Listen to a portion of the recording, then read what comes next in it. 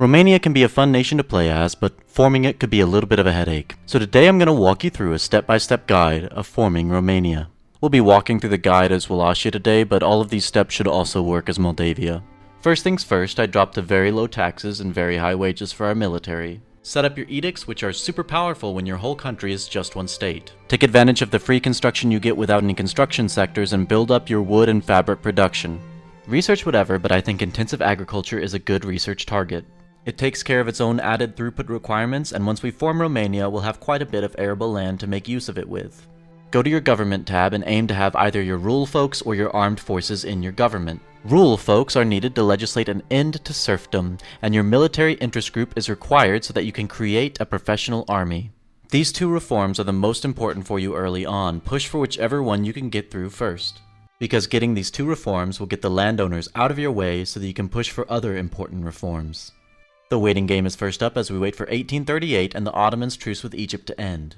Now unpause the game and start building up your economy. You'll be running a budget surplus, and once you have some wood and fabric production, you can start thinking about building construction sectors. Make certain as you're waiting you're improving relations with Russia and Austria. Almost without fail, as soon as that truce is up, Ottomans and Egypt will be butting heads.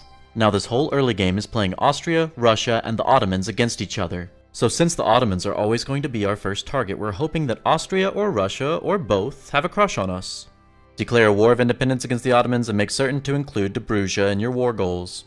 Here sadly Russia will help us and Austria won't. It's not ideal since 9 times out of 10 you want Russia to be your second target.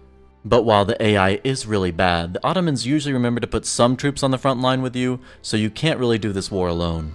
Now, while Russia's military is much stronger than the Ottomans, we are still counting on the Ottomans being distracted by Egypt. Because despite the massive military advantage Russia has over the Ottomans, they are still run by the Paradox AI, and thus half the time they're at war will forget they're at war. Once you've gained your independence in Dobruja, it's time to start gearing up for the next steps. You will now be out of the Ottoman market and have a market of your own for now. Thankfully, you have enough population at the start that you should be able to fill most of these needs fairly easily. But know that in 5 out of 5 of the Romanian runs that I've done so far, soon after I gained independence, the British offered me a customs union. This can be a really good option for a small nation. It allows you to specialize in certain goods and gain a much larger GDP. If we could, we would target Russia next, but we gave them an obligation to help us with the Ottomans. And right on cue, the British want us to be their protectorate. This is a definite yes, because it is very easy to abuse this relationship. Now that we have the British on our side, we don't have to worry as much about playing our neighbors off of each other. Since we can't go after Russia, we're gonna go after Moldavia next, which we left as an Ottoman subject so that we could get those sweet war reps once again. Make certain when you're a protectorate, you ask everything you want in the war before you call your protector in. Because you see here, after we called in Big Daddy Britain, they became the primary war participant. Now Great Britain does seem to spend most games self-destructing and deleting all of its armies, but at this point it should still be early enough in the game that they have enough regiments left and are technologically far enough ahead that none of these wars should be a problem as long as Big Daddy Britain is involved. Now, if your game goes the same way as mine and you have to do the Moldavia War before the Russia War, you'll end up in the disappointing state of having 3 states. Only 2 of them are split, and thus you cannot form Romania. In Victoria 3, truces last 5 years, and that's why we had to wait 5 years to attack Moldavia. I don't see this written anywhere in the game, but obligations seem to always have a 10-year timer on them, so now that 10 years has passed, we can invade Russia in the summer. Make certain that your primary war goal is that last sliver of Dobruja, because every time I've formed Romania, the Russia War, with Great Britain or with Austria on our side, goes very slowly with a very slight advantage to our side.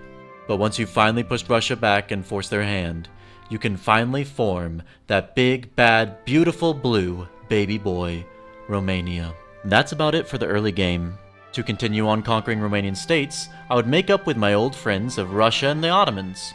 In my experience, if you build up your military, go for Transylvania, and have the Ottomans and Russia on your side, Austria every time will back down, and you'll be looking big, blue, and beautiful in no time. From there into the mid-game, you could start colonizing, pushing into Ukraine or Hungary for some good resources like coal, or for an easier option, push down south into the Ottoman Empire. Well, that's all I got for now. I hope you enjoy your Pax Romana in Romania. If you enjoyed this video, consider checking out one of these on the screen right now.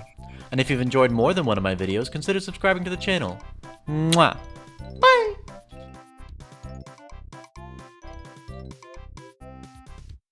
Bleh.